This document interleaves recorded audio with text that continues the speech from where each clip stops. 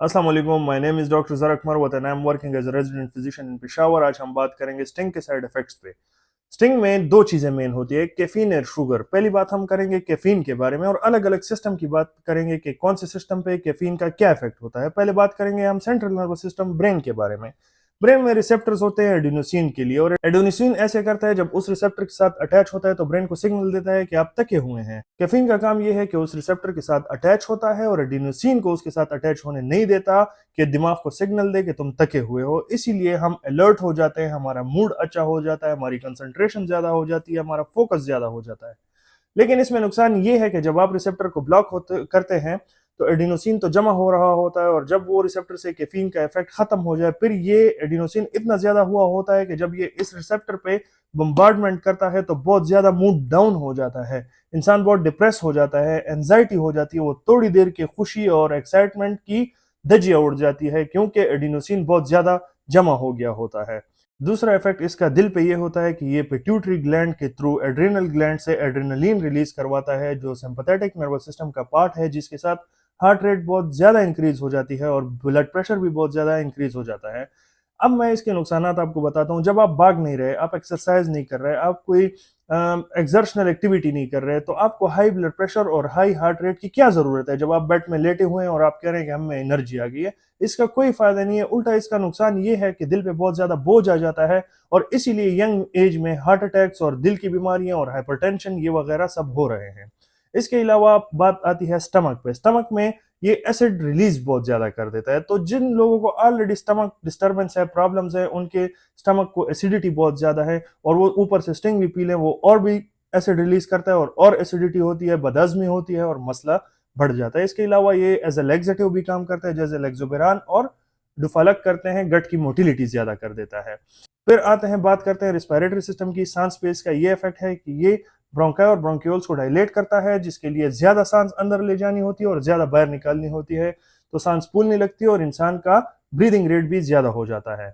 नींद पे इसका ये असर है कि आप अगर दिन के दूसरे हिस्से में ये पिएंगे तो आपको नींद नहीं आएगी, जिसको इंसोम्निया कहते हैं। और अगर आप रेगुलर पी रहे हैं फिर तो बिल्कुल भी नींद नहीं आएगी। अगर आप सो भी जाएं तो क्वालिटी ऑफ स्लीप बहुत ज्यादा खराब होगी और आप इंटरमिटेंटली बीच में बार बार उठेंगे नींद से, जिसकी वजह से आपकी ब्रेन हेल्थ बहुत ज़्यादा डिस्टर्ब होती है। इसके अलावा इसका किडनीज पे ये असर है कि किडनी से ये बहुत ज़्यादा पानी निकालती है, तो जिस वक्त आप स्टिंग पी लें उस वक्त तो आपको पेशाब नहीं आता क्योंकि यूरिनरी ब्लैडर रिलैक्स हुआ होता है। लेकिन जब आपके कैफीन के असरात खत्म हो जाते हैं, किडनी ने इतना पानी यूरिनरी ब्लैडर में जमा किया होता है कि आपको उसके बाद इंतहाई ज़्यादा पेशाब आता है। प्रेग्नेंट औरतों को तो चाहिए कि वो इसकी तरफ देखे ही ना, क्योंकि इसकी वजह से प्री मेच्योर बर्थ होता है, बच्चा अनहेल्दी होता है, बच्चा बहुत ज्यादा कमजोर होता है, मिसकैरेज हो सकता है। माँ का ब्लड प्रेशर बहुत ज्यादा होने की वजह से उसके दिमाग पे या दिल पे भी बहुत बुरा असर पड़ सकता है।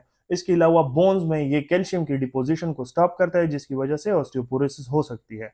कैफीन का अगर कम मिकदार कोई ले तो उसके फायदे हैं, लेकिन अगर उसका ज्यादा मिकदार आप लें तो वो ये सारे नुकसान उसके हैं। और एक स्टिंग या एक एनर्जी ड्रिंक की बोतल में बहुत हाई मिकदार में कैफीन और शुगर होते हैं।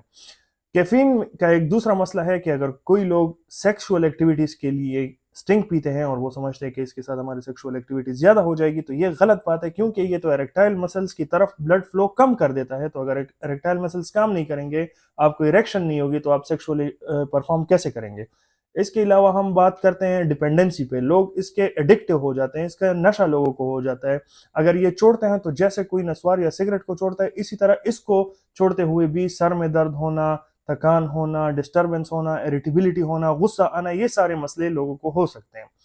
अब बात करते हैं शुगर पे। जो इसके अंदर शुगर होता है, इसके अंदर जो शुगर होता है वो डिवाइड होकर फ्रक्टोज और ग्लूकोज में बदल जाता है। फ्रक्टोज लिवर में जमा होकर फैट बनाता है और ग्लूकोज ब्लड में जाता है और नुकसान जो शुगर के होते हैं वो क्रिएट करता है, जैसे कि नर्व्स को कमजोर करता है, आर्टरीज को कमजोर करता है, और अगर बच जाए तो फैट बन के एडिपोज टिश्यूज में जमा हो जाता है। लास्ट में मैं ये बात करना चाहूंगा कि क्या आपको मेरी वीडियोस की समझ आ रही है, क्या आपको मेरी वीडियोस से फायदा हो रहा है? आपके एडवाइजेज और ओपिनियंस मेरे लिए बहुत खास हैं। कमेंट सेक्शन में मुझे बताएं कि मैं कैसे अपनी वीडियोस को इम्प्रूव कर सकता हूँ, कैसे अच्छा परफॉर्म कर सकता हूँ। वस्सलाम।